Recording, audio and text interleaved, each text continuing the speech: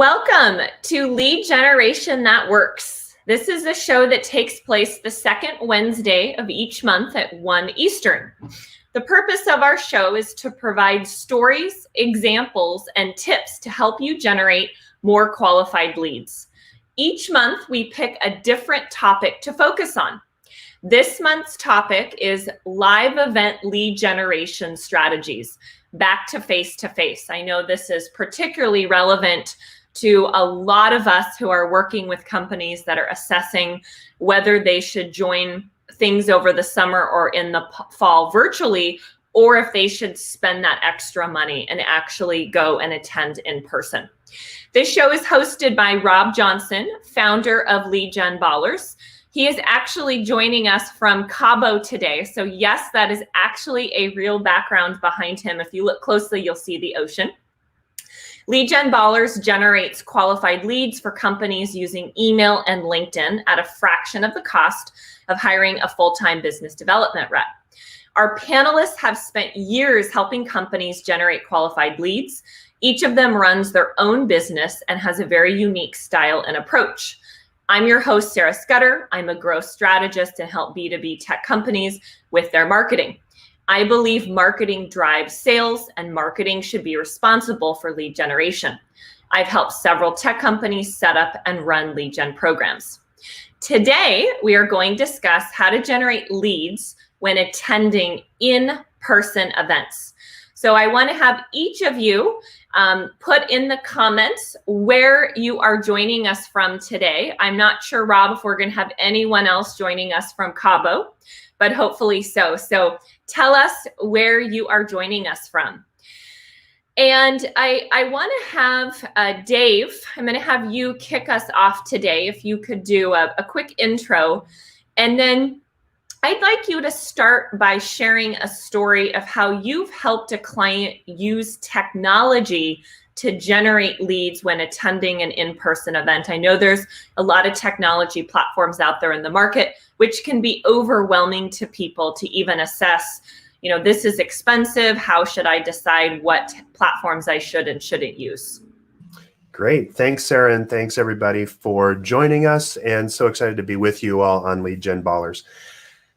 BusyWeb is a marketing agency that works with generating leads for manufacturers and B2B services. And a big, huge part of what we've done for the past 22 years out of Minneapolis is help our clients generate those leads and meet where technology kind of picks up, where in-person drops off. And that was huge, of course, as of last March. Right. So one of the first things that we did is double down on the technology to help our clients keep the leads coming in. And I think what the past year has really done for most of my clients is knock the training wheels off on all of this techno stuff that they were kind of reticent to try.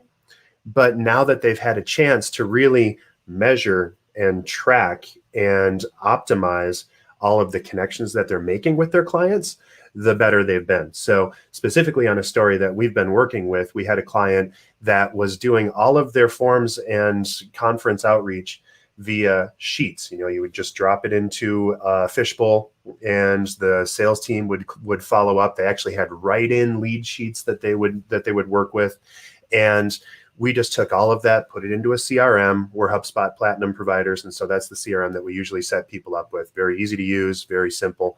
And once we got them into the CRM, then we were able to automate and lead rank and know what people are doing once they visited. So yes, they clicked on my link or they reacted to us, they're engaged with us. Now I'm going to send them a follow-up. And we turn it into a choose your own adventure where we're proactively reaching out to people based on what they're telling us so that we can help more than sell. And that's really the new mantra, I think, between, especially in the olden days when you used to just show up to an event and everything was magic. Now you're expected to actually care and to interact and to give more value than just following up after the event and saying, so how'd you like Cabo, Rob? Good to see you. That kind of stuff. So now we're deeper and we're giving them more because we know more. So that's probably plenty for me for now. Thanks. All right, Dave, thank you so much for being with us. And I'll want to circle back with you a little bit later and get your advice on how you're helping companies even assess if they should attend something in person or not. I know that's a big question for a lot of people, is how do I even decide if I should pay the money to go, let alone deciding then what lead gen strategy and technology should be used. Joanne, I'd like to have you introduce yourself next. And I know that you have spent a lot of your career in the print industry, and print can be a very powerful way to generate leads for events when done correctly. So I'd love to have you share a story about how you've either yourself or helped a client use print as an effective event lead gen strategy. And you're on mute, Joanne. All righty, there we go. See, I listened to your instructions too well. Thank you, Sarah. Welcome, everybody. My name is Joanne Gore. I am a B2B marketer who is passionate about print. I have spent the last 30 plus years helping global software, manufacturing and hardware companies stretch their marketing dollars with programs that generate awareness, engagement, and growth. Throughout my tenure as a corporate marketer, I have attended, managed, planned, and cried over many, many, many, many, many trade shows and events. And I want to talk to you about one in particular and the role that print played and how I think it can continue to play. So I want you to picture yourself, we're back in 2005. So we're going back in time. Huge product launch, and we decided as part of this product launch, we were giving away a car. So all that aside, all the logistics aside, the role that print played in this was huge. The objective of the show primarily was to be seen and known on the trade show floor. It was the coming out party. It was the first time they were attending. And the goal wasn't so much about leads, it was to build their database. And it's really, really, really important when we're talking about leads at a trade show, what exactly a lead means, because you can scan a badge and it can be considered a lead. Is it a swipe? Is it a scan? Is it a pulse? It doesn't matter. You need to set those objectives up front. The core objectives here were badge scans. I'm going to try and make this story as short as possible. We produced a ton of print. All the entry ballots were in print. Postcards to get people to the booth were all in print. We had the car outside of the exhibition hall with, back then we called them models, but the product people out there as security. So they were by the car. They had racing suits on. It was in full garb, and anybody who walked in was handed a postcard with information about the company and go to the booth. It was all about getting people to the booth. So we used print to get them to the booth. Once they were there, we kept them in the booth with print, filling out forms, handing them information, buttons, pens, mugs, everything that goes where your logo shows up in a booth. That's all print. It's not just the paper part. But here's the kicker. FedEx lost all of our print. So we get to the show, we're about to go live, and we have no print. Now, this is before the internet. So you couldn't just email files. We had to find an all-night FedEx. We had to reprint everything. Cost $5,000. But we knew how important it was. We reprinted everything. Just on a side note, all the stuff showed up on the last day of the show. The boxes were all broken. It was a disaster, but we had everything printed. Thankfully, woke everybody up because we were in Vegas I think we were at Mandalay Bay, and we were trying to coordinate with everybody who was in Toronto. So we had time zones. The net of it all, and I wrote some of this down, okay, because I wanted to make sure I got this right. We generated over 1,200 scans, which was phenomenal. And if you do the math, anybody who's doing it and knows the 10-10-10 rule, if you think about it, 1,200 scans resulted in approximately 120 prospects, which resulted in approximately 12 closed business deals. which represented hundreds of thousands of dollars, millions of dollars in long-term revenue, and more importantly, an acquisition strategy, and the company was acquired shortly thereafter. So was it print that did it? If we hadn't had print in that booth, if we hadn't been promoting it, if we hadn't been supporting it, there is no way we would have achieved that success. So it was worth it to print it. And today, I would argue, we need it more than ever, because you can integrate that printed postcard that somebody hands you with an interactive experience. You scan with your camera, and now you're suddenly there being driven to the booth. I think it was Dave who said we can gamify it. We can create almost like a Men in Black spy kind of adventure. You have to go to all these booths. Use print, use interactive print, augmented reality, virtual reality. Everything works together now. That to me is how we're going to engage people, whether it's live or virtual or hybrid. We can create that experience, and we can do it with print. And that's why I'm passionate about it. And I'll stop talking now.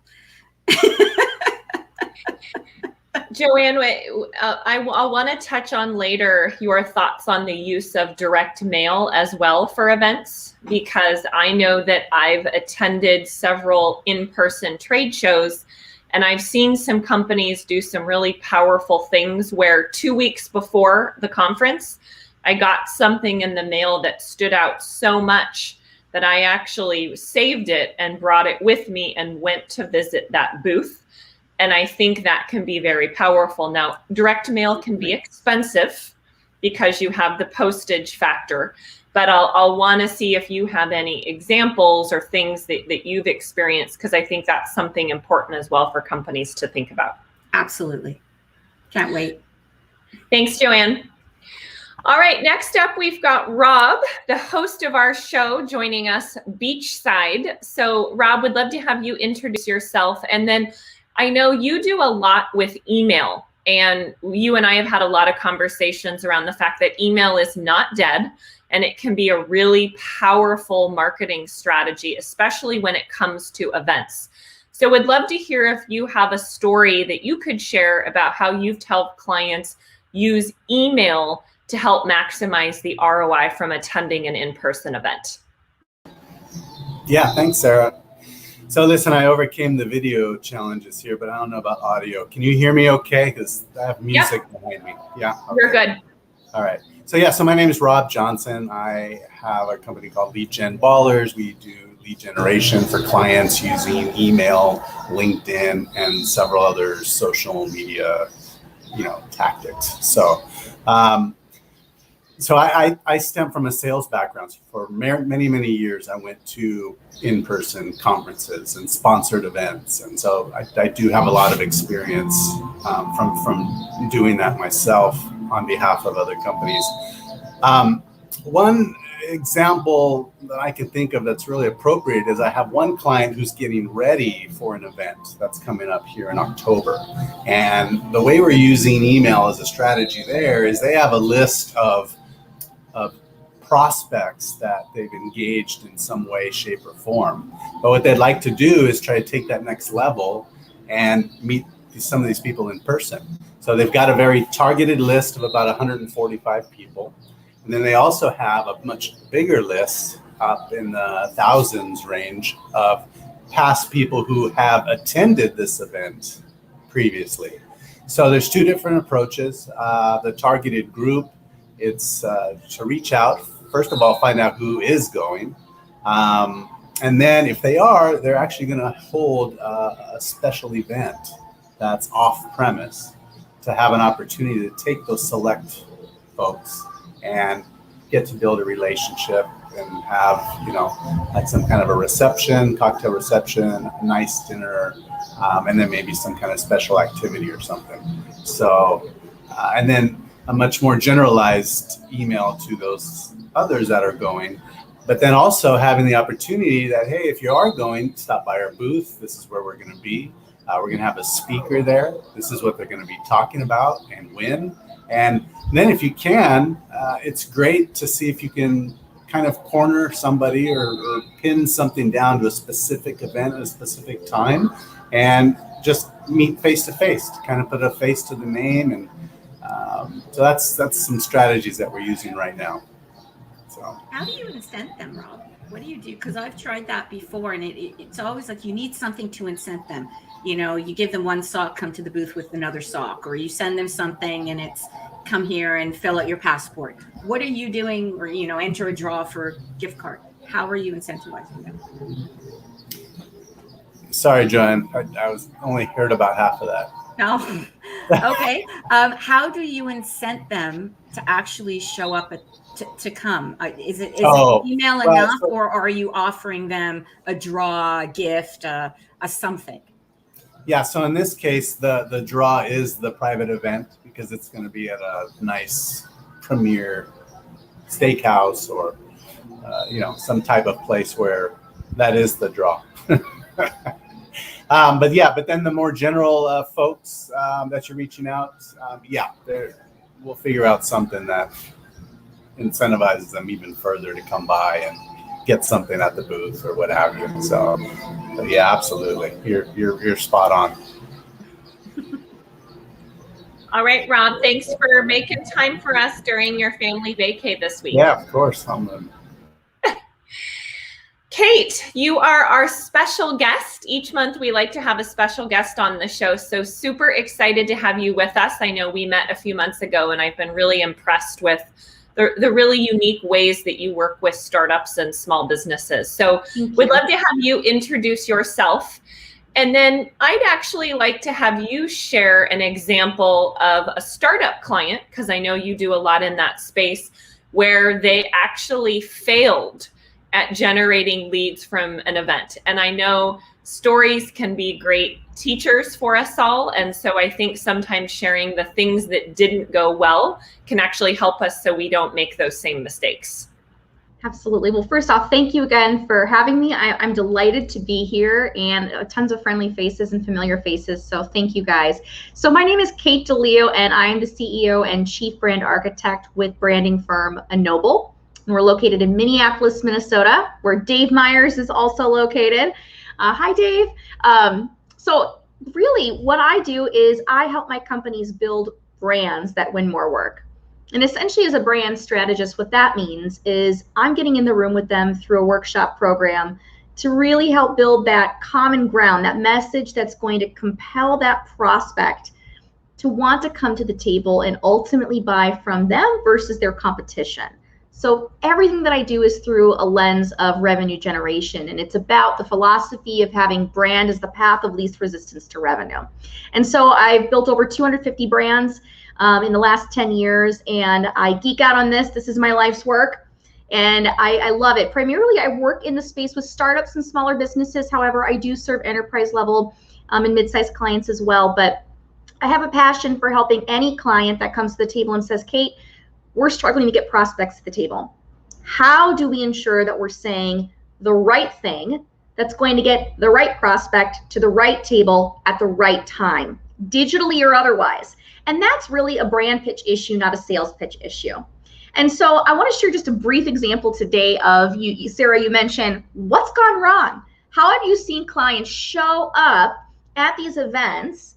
They can have all the bells and whistles, but what have you seen that doesn't work? Okay, I have a client, this was a couple years ago, and they, pre-COVID, okay, showed up, they had the fishbowl, they had the QR codes, they had iPads on the table, okay, they had the videos going. I mean, they probably had, you know, a $20,000 setup. I mean, they had a beautiful, beautiful, beautiful booth with everything, and this was a pretty large client of mine.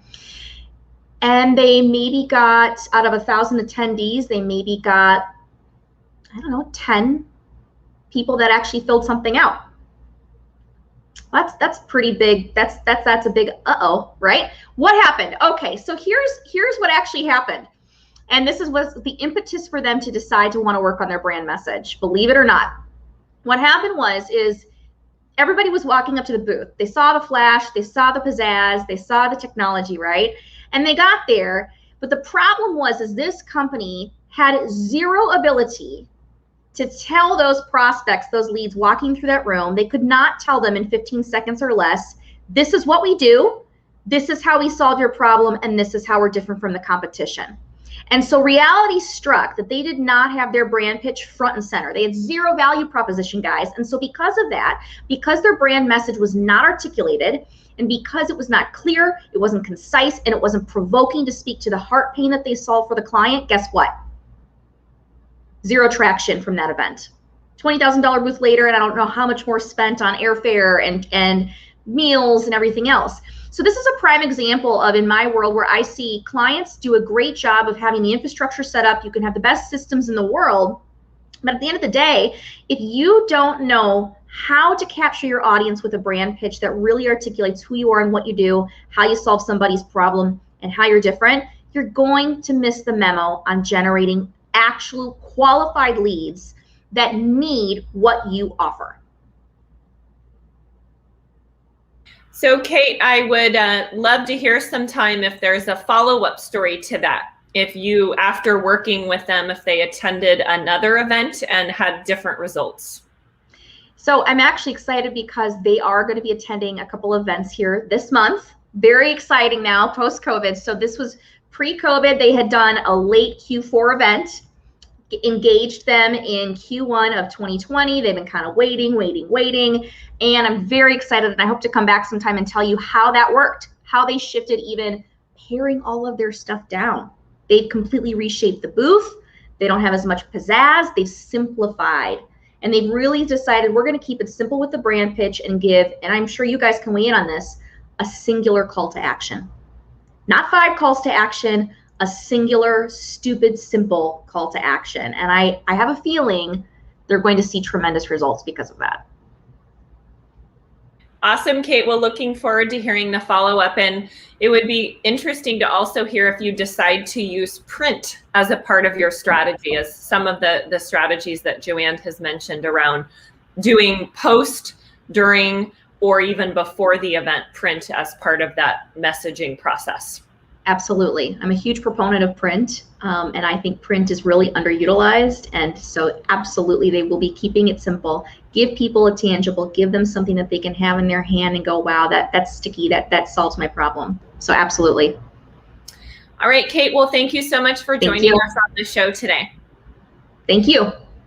All right, next up we have Ira. Ira and I went to lunch yesterday. He's in the Bay Area, and I took him to a vegan restaurant, and he ate his first ever vegan pizza, and he didn't die. So yay. He did not die. Dave, you are good looking. Not as good looking as you were a minute ago, but. So Ira, I would love to have you introduce yourself. And then I know that one of the things that you help clients with is using video as part of a social media and marketing strategy. And if you could share an example of how you've helped a client successfully use video to generate leads at an in-person event. Yeah, so my company started in 2020. So I haven't had the opportunity to help this way at Bowman Digital Media yet at an in-person event. What we have done is help a lot of people use video to replace that hole that in-person events created because, I was founded during, Bowman Digital Media was founded during COVID. So I haven't had an opportunity to do that at Bowman Digital Media yet, but video, kind of back to what Rob was saying, and I think all of us have kind of touched on it a little bit. You have a couple different layers to your strategy. So at Bowman Digital Media, first and foremost, what my company does is we help run your social media so you can run your business. A lot of people don't know how to do social media. They can spend a lot of time spinning their wheels, not getting the traction and the results they really need, but they know it's important. So instead of trying to do it yourself, especially for me, like Kate, I deal mostly with, small startups and companies that are like 10 employees, 20 employees. They're under 10 million in revenue. They don't typically have a chief marketing officer or maybe even a full-time marketing person on staff. So that's the type of people we help. We help in 6 ways. We help with social media management, website development, graphic design, photography, videography, and search engine optimization. That's what we do at Bowman Digital Media. Now, video is one of these things that people think you got to spend thousands or tens of thousands of dollars on, and you really don't. I make videos all the time for my clients at $250, $500, $1,000. So there's all kinds of different ways. Look at like the animation to the show, right? I created the animation for the show. There's just simple ways to put video in motion to help increase your overall brand standard, to say, hey, we are professional. Now, the thing about video is you can have a whole plethora, and we'll get into this later in the show, is another question you're going to ask me later. But for this one, what I would say is have a general message and then have a custom message. So for example, one of the things that you can do prior to an event or after an event is have somebody who met with that person get on Zoom or get on your webcam, record this video saying, hey, it was awesome to meet you. And here's what what we talked about. And here's some action steps, some homework that I look forward to working with you on, and just kind of, re-establish that connection, that rapport that Dave was talking about is so important. You guys, if you're not reading the comments, you got to read these comments. These comments are gold in the show right now. So you're trying to establish that connection. So you're not just another person. You're not just another sale. You're actually a person that we want to help. So in the video, I would say, 60 seconds, 90 seconds, keep it short, but have something specific that you would say. And then in general, you could have something on your website about that event before and after. Hey, it was great meeting you all. And if, you have any more information, reach out to Ira, or reach out to Dave or Joanne or Kate or Rob or to Sarah, whoever, you know what I mean? So you make it kind of a personal, even though it's a generic video, you're still starting to pull them into, hey, we want to build this relationship. It's all about relationship building. All of this stuff is about relationship building. So lead gen is taking somebody who doesn't know you or knows a little bit about you and starting to build that foundation, that relationship foundation. Video is so powerful because when you're not in front of somebody's face, person to person, it's the next best thing. You can see them. You can get some of the nonverbal clues that happen, right? You know what I mean? So you can start to rapport build. It's easier to rapport build, I think, in a video than it is on anything other than in person. So better than a phone call, better than an email, better than direct mail, print campaign, something that you would, find on a QR code. Although if you're QR coding, which I suggest all of you should do, QR code to videos. How powerful is that? Anyways, hopefully that helps answer the question. Yes, Ira, thank you. Thank you for that. So Dave, a question for you now, and I mentioned this at the beginning, but attending in-person events can be really expensive. I mean, I've seen conference registration fees, $1,000 a person, $2,500, $5,000 or $10,000, plus the travel and everything else. And that's a lot of money, especially if you're a small company or a startup. So what are some tips that you can share with us that companies should use to assess whether attending in person is going to be the best lead gen strategy versus being able to join remotely? One of the things that, and thanks, Sarah, for the question. And Sarah, you need to give a brief overview on what you do too, because you're absolutely essential. And thank you so much for keeping us all together. As we look at how are you getting the value out of your in-person attendance, and is it really going to help move the needle? One of the important things to remember right now is that it's a really weird time.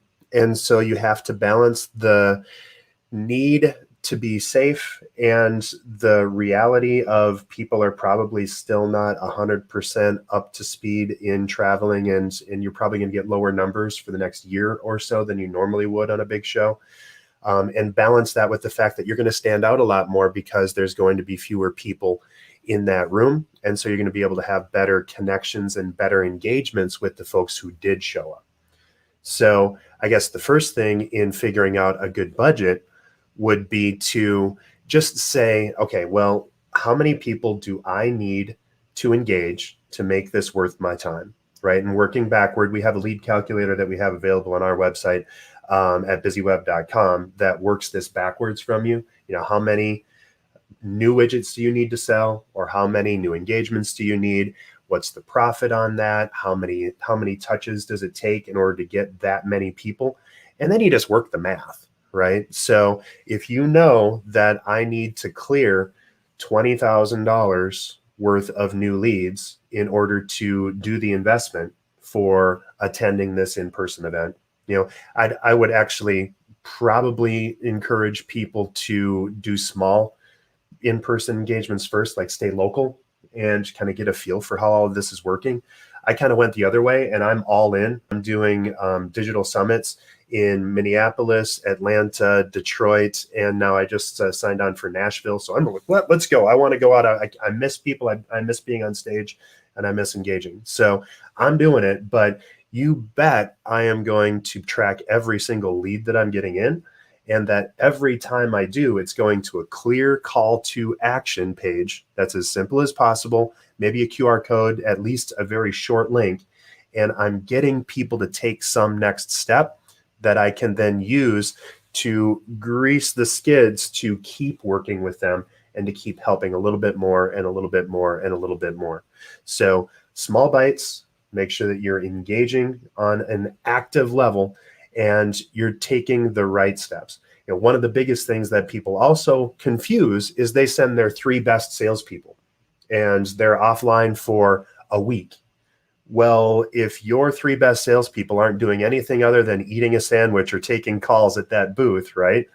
You're missing out on massive amounts of opportunity for them just to be dialing the right people and making engagements. So don't miss that either.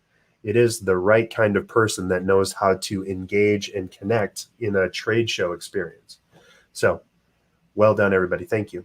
I have to interject here. Oh, please. Because you hit on what has been one of the biggest irks in my career are companies who only sell salespeople and refuse to send salespeople and refuse to send marketers. Because it's the marketing team who know how to pitch the story. We've been writing it. We've been breathing it. The salespeople, your time should be spent very quickly qualifying.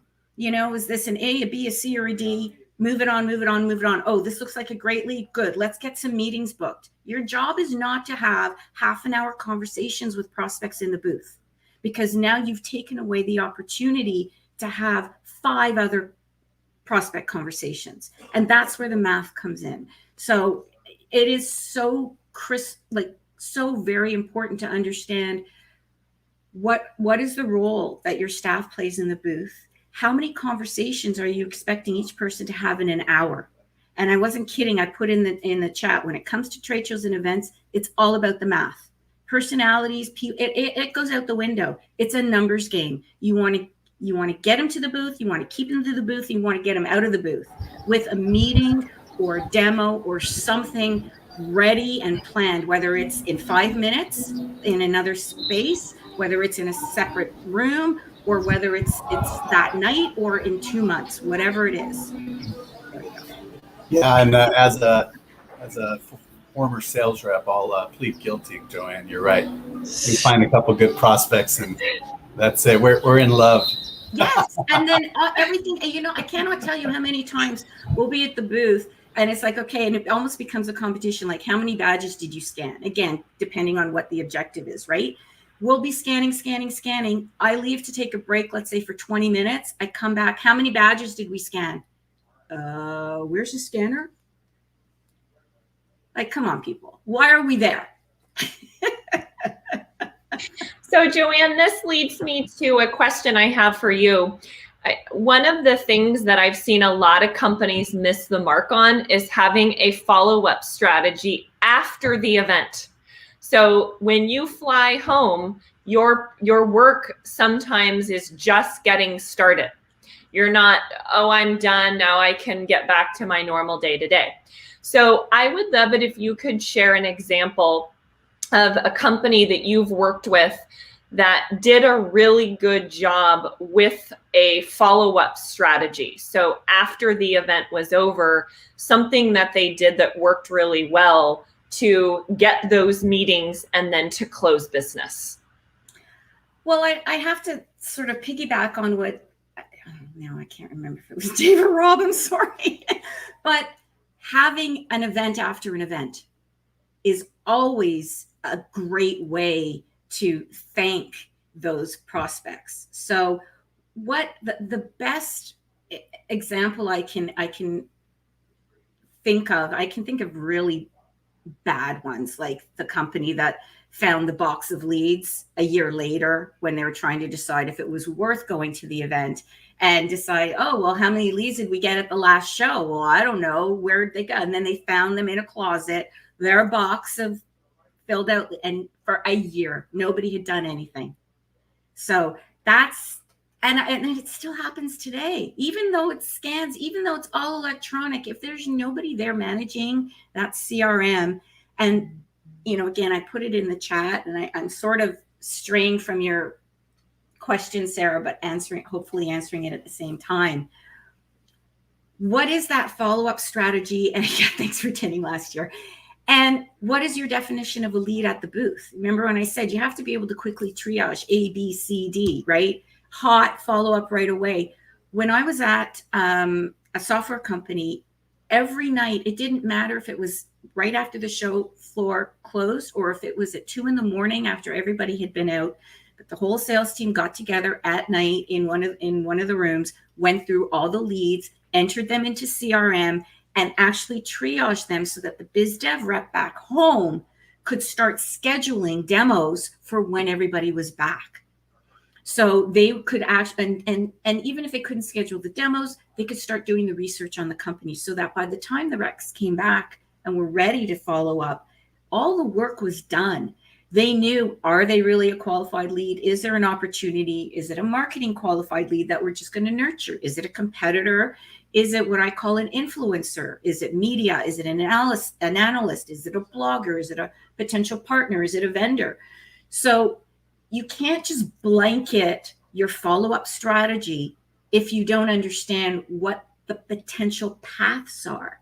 So you have a follow-up strategy, yes, for your hot leads that you absolutely know you want, but that maybe represents maybe 10%. Remember, it's actually 1%, right? Go the 10-10-10 rule.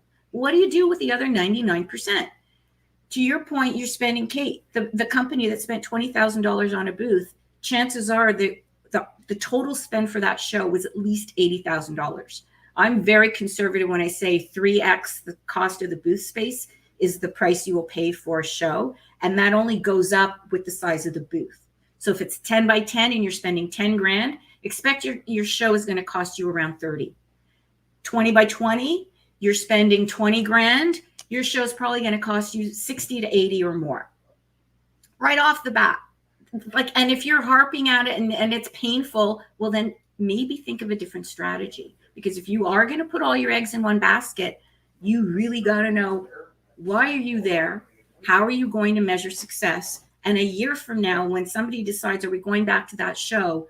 Have you tracked everything in your CRM for the last 365 days back to the fact that that person originated as a badge scan? Or no, they called in. Well, what made them call? Oh, they saw an ad. Really? Oh, yeah, it turns out they were at our booth. So now you get a bum rap when you're trying to measure the value of your trade show. So I'm not really sure if I answered your question or not, Sarah, because I ran around in circles like I usually do. But like I say, you cannot have an effective follow-up strategy if you don't have a plan in advance as to why are you even going there and how are you going to measure that ROI. And then you can work backwards from there. And I think, Joanne, that one of the takeaways is you awareness that you need to have a follow-up strategy. You may not have the perfect strategy, but at least do something and measure it. And then you can pivot and change over time and hone in on that process to make it better. And it's not just for events. It's for anything you do. If you send out a direct mail campaign, if you send out a newsletter campaign, if you have a landing page on your website and people are filling out the form, what happens next? You send them the automated thank you, but then what? Look, let's bring it back to Simon Sinek. Start with the why. why are we doing this? And I don't care if it's the event or any of the other stuff, right? If you don't know why you're doing it, then you're probably not going to get the best results out of it. But if you start there, go, okay, why are we going to this show? And let's make a map. I'm a visual guy, if you guys haven't figured that out yet, right? Everything is visual. So for me, I like to see it. So chart it out and go, here is where we want to end up. And then I like working backwards. Like, you know, the destination. Okay, so now how are we going to get there? We got the grandfather clock going, sorry. So, Kate, I want to ask you a question about working with startups and small businesses when it comes to events. And I think one of the challenges is deciding when should a company add live events or attending in-person events to their strategy. So going to events does not make sense for every company. There's lots of factors, including what industry, what are you selling, what's your sales process. So what are some actionable measurements or tips that you can share with us today that a company can use to assess when they should actually start attending events in person? Sure. So it's a really big question, and I'm going to approach this from a slightly nuanced angle, because I think the question around when should actually go back to the question around who. So one of the most important questions when you're establishing your brand is, who are you going after, right? And we all understand this concept as marketers and as sales professionals of who's your persona, who's your target market, who are we going after, what sectors, what industries. Okay, I get that. However, if a company says to me, Kate, we are going after mid-sized manufacturers, I go, that's great, Bob. How do you know which mid-sized manufacturers you're going after? Have you clearly defined what ideal looks like, number one? And have you actually mapped out at least 10 to 20 criteria of what ideal looks like? And I'm not just talking about size and revenue and employee count and that. I'm talking cultural attributes, bureaucracy, level of coachability. I want to know how much their pain is. I want to understand level of decision making. What's going on with headcount in the company? Are they seeing attrition? Are they doing succession planning? Do you understand, said differently, if you walked into a room of 100 C-suite leaders, of 100 mid-sized manufacturers, do you even know the 10 whose business cards you need to get? Because they're at the right point of pain, they're in the right cultural attributes to need what you offer. So that's number one, you have to know who you're going after. But here's my second question then. If you define that, the most important question from a brand standpoint is, what rooms are they already showing up in, digitally or otherwise? Because if your market is not on Facebook, why would you go do Facebook ads? Same question. I think our tendency is to say, let's go to a trade show. Obviously, everybody buys a trade show. Hold on a second. Do they even show up there? And the number one question that I want small businesses especially to ask is, are your people, are your actual buyers who have that pain actually showing up at these events? If so, get your butt there, right? Then we want you showing up. We want you to actually do what you need to do. If not, take a step back and ask, where are they already showing up to solve business problems? Is it in LinkedIn Lives? Is it hosting online workshops? Is it digital masterminds? Is it a local mastermind group with your community? Is it a chamber of commerce? Whether it's an in-person place or it's a digital place, figure out what rooms they're already coming to solve business problems. If a trade show or an in-person event is where they're going to solve business problems, get there. Does that answer the question, Sarah? I hope so. Yeah, I think it's really important that people need to do the research before they spend money. Yes. And people you'll look at budgets and they've got $100,000 budgeted for trade shows. And it's like, well, why is that there?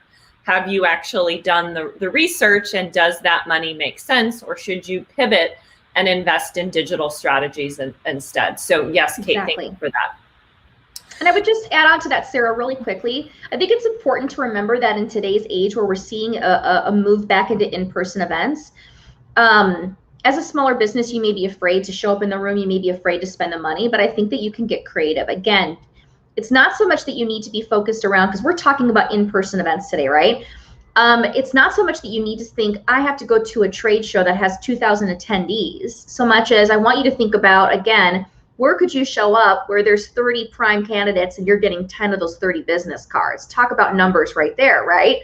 So think about it differently of what would it look like for your people to show up differently and in which rooms locally, nationally, and move the needle that way with your brand message. Because if you show up in the right room to deliver the right message to people that clearly need what you offer, maybe you show up to rooms of 30 people twice a month and you are just getting leads like crazy. And all of a sudden you see a huge increase in sales.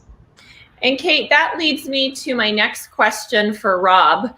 One of the things, Rob, that I know that you're helping clients do is actually host their own events. So instead of going to a trade show with 5,000 or 10,000 people, maybe looking at hosting your own smaller regional events or national events where they're very targeted and you're actually the event producer makes more sense.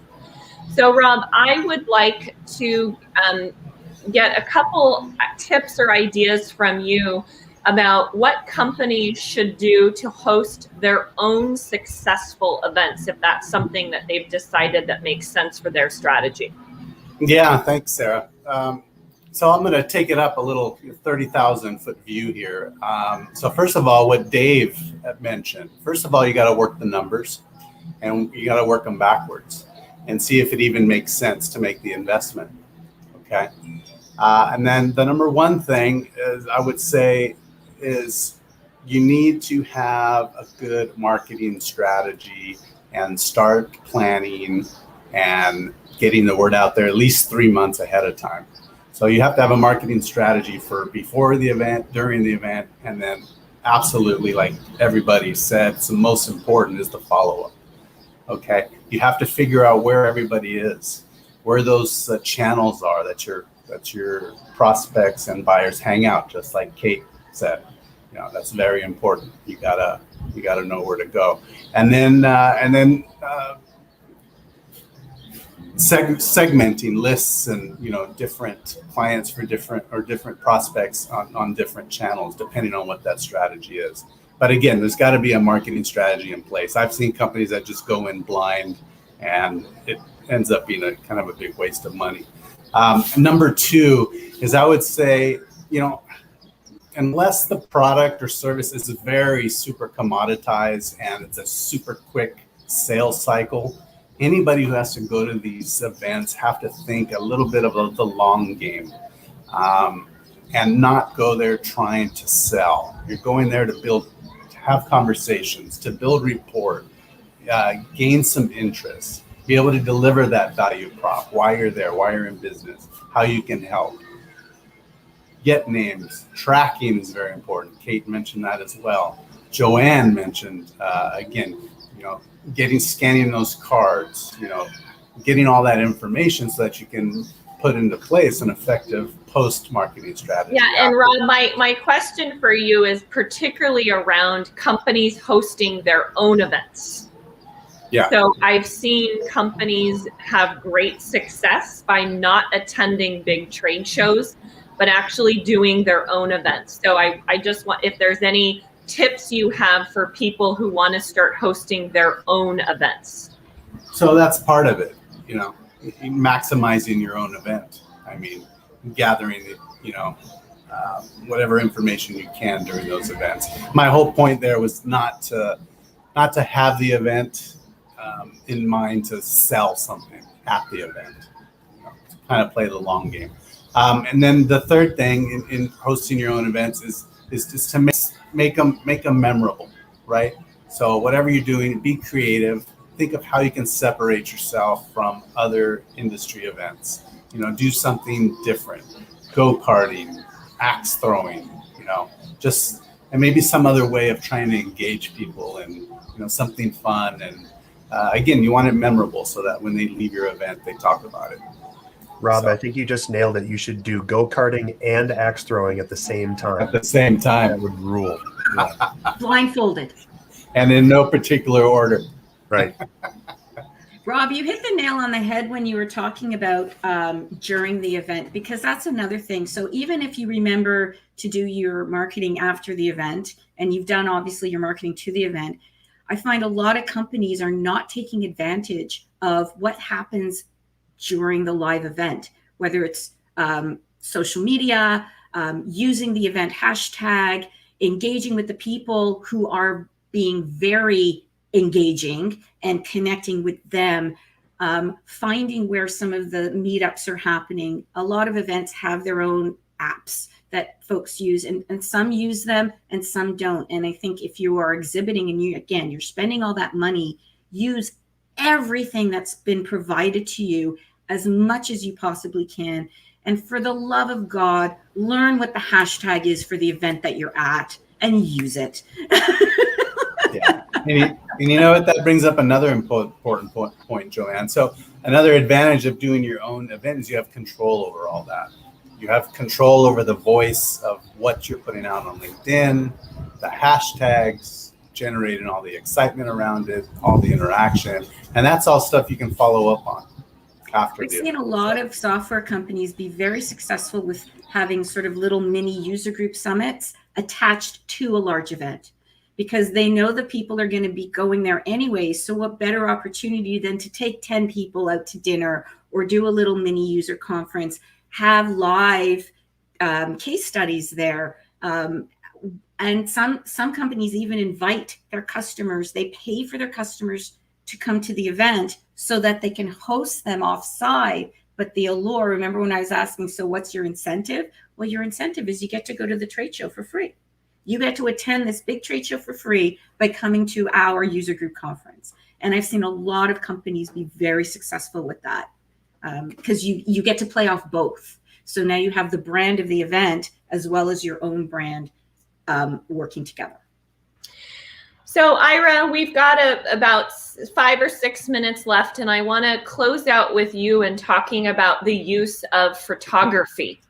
So one of the things that Ira does is he's actually a photographer, and he takes lots of photos and has very successfully used that as a way to generate leads before, during, and after events. So I think it's something that people don't think about, and it's often overlooked. So Ira, I'd love for you to talk to us about some very simple ways that companies can use photography for live events.